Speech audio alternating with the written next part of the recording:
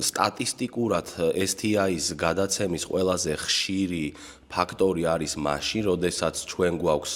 დაუცველი სქესობრივი კავშირი უცხო პარტნიორთან. და დაუცველი სქესობრივი კავშირი უცხო პარტნიორთან არ პარტნიორებთან ეს ყველაზე ხშირად ხდება, როდესაც სტატისტიკურად მაქვს საუბარი, როდესაც ადამიანი იმყოფება არაფხიზელ მდგომარეობაში, მაგალითად, ანუ ამასაც უნდა შევეხოთ, რომ როდესაც მაგალითად ნარკოტიკების ზემოქმედების ქვეშ არის, ან ალკოჰოლური სასმელის ზემოქმედების ქვეშ არის, აი ამ შემთხვევაში სტატისტიკურად მთელ მსოფლიოში უფრო მეტად არის არადაცული სქესობრივი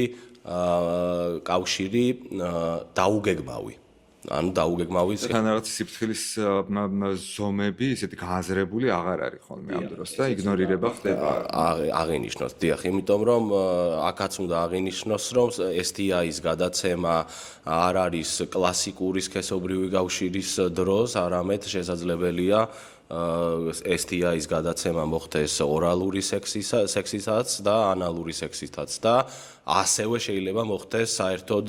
არასქესობრივი კავშირის შემთხვევაშიც. ანუ მაგალითად აქ საუბარია კანით კანთან კონტაქტზე და ჩვენ ალბათ ამაზე ვისაუბრებთ. აი მაგალითად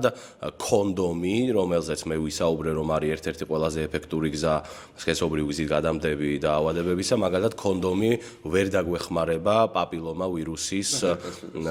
და ასევე ჰერპეს ვირუსების სწორად აღნიშნეთ გადაცემაში. არ იქნება, იმიტომ რომ კი, როგორც